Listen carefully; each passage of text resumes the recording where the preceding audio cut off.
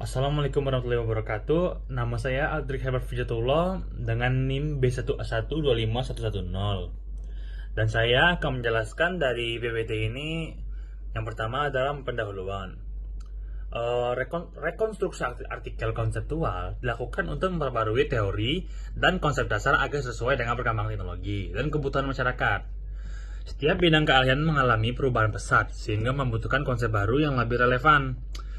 Karena pemaparan ini menjelaskan hasil rekonstruksi yang konsep yang digabung dari berbagai bidang seperti pendidikan, teknik, kesehatan, ekonomi, dan sosial humanitaria. Lanjut kepada hakikat dan tujuan rekonstruksi. Artikel konseptual berisi pemikiran teoretis dan gagasan yang mendalam. Rekonstruksi ini dilakukan untuk memperbarui konsep lama yang dianggap kurang sesuai dengan kondisi saat ini. Tujuannya adalah menciptakan konsep baru yang lebih adaptif, inovatif, dan mampu menjawab tantangan perkembangan zaman. Rekonstruksi juga memperkaya teori dengan pemikiran lintas disiplin. Perkenalkan, saya Sekol Febriska dengan NIM B1A1 25134. Saya akan lanjut membacakan tentang proses rekonstruksi. Rekonstruksi dilakukan melalui peninjauan konsep lama, identifikasi kekurangan, analisis tantangan modern, integrasi teori baru, dan penyusunan ulang kerangka konsep. Proses ini menghasilkan pembaruan teori yang lebih sesuai diterapkan dalam bidang keahlian masing-masing. Rekonstruksi juga memperkuat hubungan antar bidang ilmu sehingga konsep lebih komprehensif.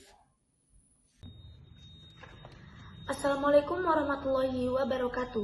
Perkenalkan, nama saya Aulia Hidayatul Hasanah dengan NIM B1A125143. Rekonstruksi dalam pendidikan, teknik, kesehatan, ekonomi, dan sosial humaniora.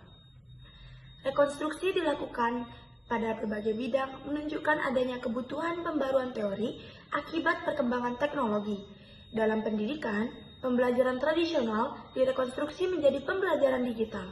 Di bidang teknik, metode kerja konvensional diperbarui dengan otomatisasi dan kecerdasan buatan.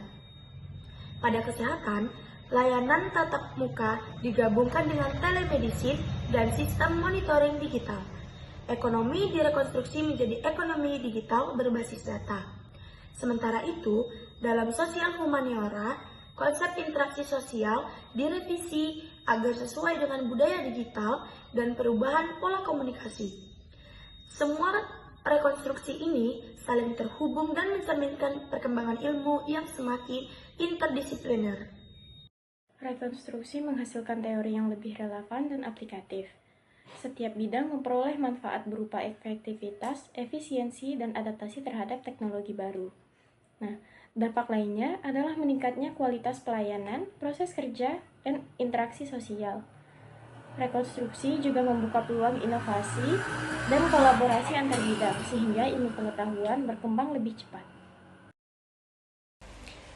Perkenalkan, nama saya M. Galim Givari dengan NIM B1A1251111. Dari semua pembahasan tadi, dapat disimpulkan bahwa rekonstruksi artikel konseptual penting dilakukan agar teori ini tetap relevan dan mampu menjawab tantangan modern. Dengan menggabungkan rekonstruksi dari berbagai bidang, dapat disimpulkan bahwa perubahan ilmu tidak berdiri sendiri, tetapi saling mempengaruhi. Proses rekonstruksi harus terus dilakukan agar setiap bidang keahlian tetap berkembang sesuai dengan kebutuhan zaman.